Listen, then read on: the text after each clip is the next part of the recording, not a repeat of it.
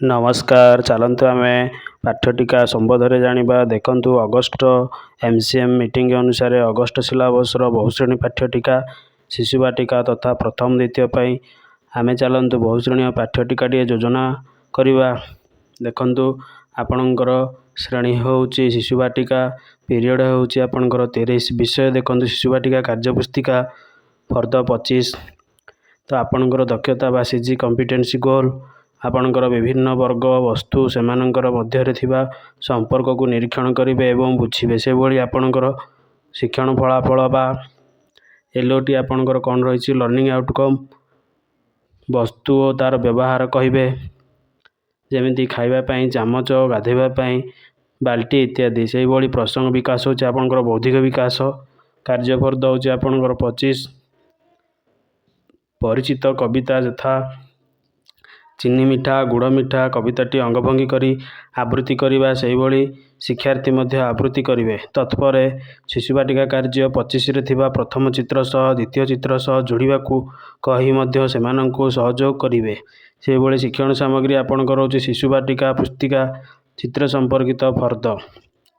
ମୂଲ୍ୟାୟନ ସେହିଭଳି ପ୍ରଥମ ଚିତ୍ରକୁ ଦ୍ୱିତୀୟ ଚିତ୍ର ସହିତ ଯୋଡ଼, ଯେଭଳି ହାତ ଏବଂ ଏପଟେ ଦେଇଛି ଆପଣଙ୍କର ଦାନ୍ତ, ଦାନ୍ତ ସାଥିରେ ବ୍ରସ୍, ହାତ ସାଥିରେ ସାବୁନ ଇତ୍ୟାଦି ଯୋଡ଼ିବେ ପିଲାମାନେ।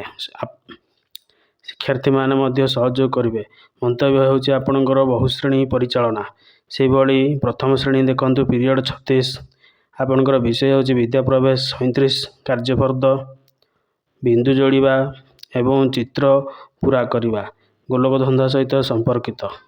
ସେହିଭଳି ଶିକ୍ଷଣ ଫଳାଫଳ ଦେଖନ୍ତୁ, ପରିବେଶରେ ଥିବା ବସ୍ତୁ ଆବିଷ୍କାର, ଅନ୍ୱେଷଣ କରିବେ, ତାକୁ କାର୍ଯ୍ୟ କରିବେ, ପ୍ରଶ୍ନ ପଚାରିବେ, ତା ସମ୍ପର୍କରେ ଧାରଣା ସୃଷ୍ଟି କରିବେ ଏବଂ ଅନୁମାନ କରିବେ। ପ୍ରସଙ୍ଗ ବା ବିକାଶ ହେଉଛି ବିକାଶାତ୍ମକ ଲକ୍ଷ୍ୟ 3। ବର୍ଷା ସକାରାତ୍ମକ କାର୍ଯ୍ୟ, ଯେମିତି ଆଈମାର କ୍ଷତ ଥିଲା କହି ପିଲାମାନଙ୍କୁ ସକାରାତ୍ମକ କାର୍ଯ୍ୟ କରିବେ, ଶିକ୍ଷକ କରିବେ, ତା ସହିତ ପିଲାମାନେ ଅନୁସରଣ କରିବେ। ସେହିଭଳି କାର୍ଯ୍ୟଫର୍ଦ୍ଦରେ ଦେଖନ୍ତୁ, ବିଲେଇର କୁଆ କିପରି ବାଟ ଖୋଜିବ, ମା ପାଖକୁ ଯିବ, ତାକୁ ବୁଝେଇବେ। ପିଲା ବିନ୍ଦୁ ଯୋଡ଼ି ପୂରା କରିବେ ଓ ରଙ୍ଗ ଦେବେ, ଗୋଲକ ଧନ୍ଦାକୁ ବୁଝାଇ କହିବେ। ଶିକ୍ଷଣ ସାମଗ୍ରୀ ଆପଣଙ୍କର ହେଉଛି ବିଦ୍ୟା ପ୍ରବେଶ ପାଠ୍ୟପୁସ୍ତକ ବିଲେଇ ଚିତ୍ର। ସେହିଭଳି ମୂଲ୍ୟାୟନ ହେଉଛି ବିଲେଇର ଛୁଆ କେଉଁ ବାଟ ଯାଇ ମା'କୁ ଭେଟିବ। ମନ୍ତବ୍ୟ ହେଉଛି ଆପଣଙ୍କର ବହୁଶ୍ରେଣୀ।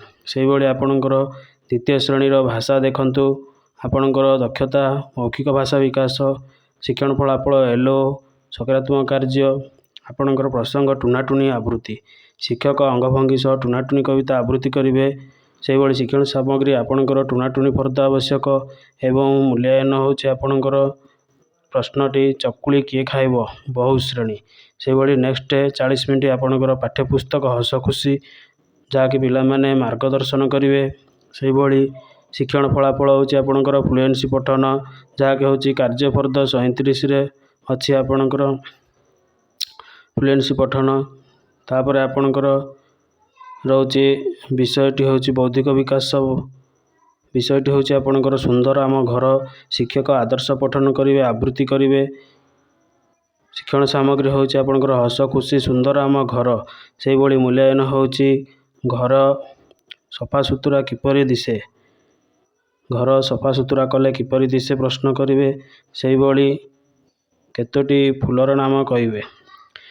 ଆମର ଶ୍ରେଣୀ କାର୍ଯ୍ୟ ପରିଚାଳନା ହେଉଛି ବହୁଶ୍ରେଣୀ। ସେହିଭଳି ନେକ୍ସଟ 40 ମିନିଟ୍ ଡିକୋଡ଼ିଂ କରିବେ, ଲିଖନ କରିବେ, ଯାହାକି କାର୍ଯ୍ୟଫର୍ଦ୍ଦରେ ଅଛି ଆପଣଙ୍କର 37 ଧାନ କଟା। ପିଲାମାନେ ସ୍ପଷ୍ଟ ପଠନ କରିବେ, ବିପ୍ଳବ ଧାନ ବିଡ଼ା ସବୁ ଇତ୍ୟାଦି ଏବଂ ଛାତ୍ର ମଧ୍ୟ ପଠନ କରିବେ ଏବଂ କାର୍ଯ୍ୟପୁସ୍ତିକାଟି ଲେଖିବେ। ଧାନ ବିଲରେ କ'ଣ ହେଉଥିଲା, ଧାନ ବିଲରେ କିଏ କାମ କରୁଥିଲା ଇତ୍ୟାଦି ପ୍ରଶ୍ନ ମୂଲ୍ୟାୟନରେ ପଚାରିବେ। ତ ଆପଣଙ୍କର ମନ୍ତବ୍ୟ ହେଉଛି ବହୁଶ୍ରେଣୀ। ସେହିଭଳି ନେକ୍ସଟ 30 ମିନିଟ୍ ଆପଣଙ୍କର ଗଣିତ ସକାରାତ୍ମକ କାର୍ଯ୍ୟ କରିବେ, ଆପଣଙ୍କର ଆବୃତ୍ତି କରିବେ LOରେ ଏବଂ ପ୍ରସଙ୍ଗ ବିକାଶ ହେଉଛି ଗଣିତ ଗୀତ, ମୁଁ ହେଉଛି 1, ମୋ ଆଗରେ ଅଛି 2। କବିତା ଗାନ କରିବେ, କବିତା ଫର୍ଦ୍ଦ ନେବେ। ଆପଣଙ୍କର 3 ପରେ କିଏ ଆସେ ପ୍ରଶ୍ନ ପଚାରିବେ। ସେହିଭଳି ବହୁଶ୍ରେଣୀ ଦେଖନ୍ତୁ, ଆପଣଙ୍କର ନେକ୍ସଟ 30 ମିନିଟ୍ କାହା ସ୍ଥାନରେ କିଏ କେଉଁଠି ଅଛି, ଯାହାକି ଆପଣଙ୍କର ଦ୍ୱିତୀୟ ଶ୍ରେଣୀରେ ପୂର୍ଣ୍ଣବାଚକ ଶବ୍ଦ ଜାଣିବେ। ପ୍ରଥମ, ଦ୍ୱିତୀୟ, ତୃତୀୟ ଶବ୍ଦର ବ୍ୟବହାର କରିବେ।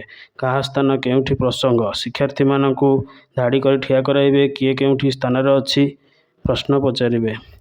ଶିକ୍ଷଣ ସାମଗ୍ରୀ ଆପଣ ଗଣିତ ଖେଳ ନେବେ, ଯେମିତି ପିଲାମାନେ ଧାଡ଼ି ବାନ୍ଧିବା ଚିତ୍ର ନେବେ। ମୂଲ୍ୟାୟନ କରିବେ। ପ୍ରଥମରେ କିଏ ଠିଆ ହେଉଛି, ପଞ୍ଚମରେ କିଏ ଅଛି। ଆପଣଙ୍କର ମନ୍ତବ୍ୟଟି ହେଉଛି ବହୁ ଶ୍ରେଣୀ। ସେହିଭଳି ନେକ୍ସଟ 30 ମିନିଟ୍ ଆପଣଙ୍କର କାର୍ଯ୍ୟ ଗଣିତ ଫର୍ଦ୍ଦ ହେଉଛି ଆପଣଙ୍କର ସପ୍ତାହ 10। ଆପଣଙ୍କର ପୂର୍ଣ୍ଣବାଚକ ସଂଖ୍ୟାକୁ ସଂଖ୍ୟା ଧାରଣାକୁ ବ୍ୟବହାର କରିବେ। ପୂର୍ଣ୍ଣବାଚକ ପ୍ରଥମ, ଦ୍ୱିତୀୟ ଇତ୍ୟାଦି ବ୍ୟବହାର କରିବେ। ଦେଖନ୍ତୁ, ଆପଣ ଧାଡ଼ି କରି ହରିଣ, ଜିରାଫ, ହାତୀ, ବାଘ, ଜେବ୍ରା ଇତ୍ୟାଦି କରି ପିଲାମାନଙ୍କୁ ଉଦାହରଣ ଦେଇ ଠିଆ କରାଇବେ ଏବଂ ପ୍ରଶ୍ନ ପଚାରିବେ ଛୋଟ ଛୋଟ କିଏ କେଉଁଠି ଅଛି। ତ ପ୍ରଥମରେ କିଏ ଅଛି, ପିଲା ଯେମିତି କହିବେ ହରିଣ। ଦ୍ୱିତୀୟରେ ସେମିତି କିଏ ଅଛି, ଜିରାଫ। ଏହିଭଳି ଆପଣ କ୍ରମାନ୍ୱୟରେ ପିଲାମାନଙ୍କୁ ପଚାରିବେ କିଏ କେଉଁଠି ଅଛି, ଯାହାକି ଆପଣଙ୍କର କାର୍ଯ୍ୟପୁସ୍ତିକା ଫର୍ଦ୍ଦ ନେବେ। ଏବଂ ଶେଷରେ କଇଁଛ ଅଛି, ତ କଇଁଛର ସ୍ଥାନ କେତେ ବୋଲି ପିଲାମାନଙ୍କୁ ମୂଲ୍ୟାୟନରେ ପଚାରିବା। ଏହିଭଳି ବହୁ ଶ୍ରେଣୀ ପରିଚାଳନା ପିଲାମାନେ କରିବେ। ତ ଆମର ଏହି ପ୍ରଥମ, ଦ୍ୱିତୀୟ ଏବଂ ଶିଶୁ ବାଟିକାର ପାଠ୍ୟଟିକାକୁ ପ୍ରତିଦିନ ଜାଣିବା ଏବଂ ଲେଖିବା ପାଇଁ ଆମ ଚ୍ୟାନେଲକୁ ଲାଇକ୍, କମେଣ୍ଟ ଓ ସେୟାର କରନ୍ତୁ। ଜୟ ଜଗନ୍ନାଥ।